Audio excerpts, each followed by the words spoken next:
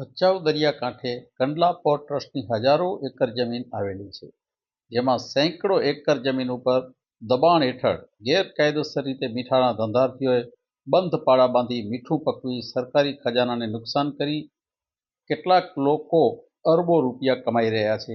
તેમજ જે ખરાઈ ઊંટ માટેનું ચેરિયાનું પણ નિકંદન કાઢી અને દરિયાઈ જીવો માટે ખતરો બની રહ્યા છે. જે બાબતે અનેક સંગઠનોની રજૂઆતને પગલે આજે 26 ડિસેમ્બરના રોજ કંડલા પોર્ટ ટ્રસ્ટના અધિકારીઓએ અમુક વિસ્તારોમાં દબાણો હટાવ્યા હતા.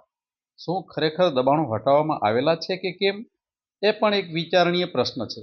નાના ભૂમાફિયાઓના દબાણો હટાવવામાં કદાચ આવેલા હશે, પરંતુ બાજુમાં જ આવેલા મોટા મીઠાના મગરમચ્છોના કારખાના કે અગ્રો ધમધમી રહ્યા છે, જે કંડલા પોર્ટ ટ્રસ્ટના અધિકારીઓને નથી દેખાણા, એવા આરોપો સ્થાનિક લોકો કરી રહ્યા છે. આ સિવાય અનેક પ્રકારના આક્ષેપ થઈ રહ્યા છે કે ભચાઉ દરિયાકાંઠે મીઠાના ગેરકાયદેસર બાંધકામ તથા અગ્રો બાંધનારાઓ દ્વારા વર્ષે કરોડો રૂપિયા કોને આપવામાં આવે છે, એવા વેધક પ્રશ્નો પણ લોકો કરી રહ્યા છે. અધિકારીઓ દ્વારા માત્ર દેખાવ પૂરતી જ કાર્યવાહી કરવામાં આવી છે કે કેમ, એ પણ લોકોની અંદર ચર્ચાઈ રહેલો મુદ્દો છે.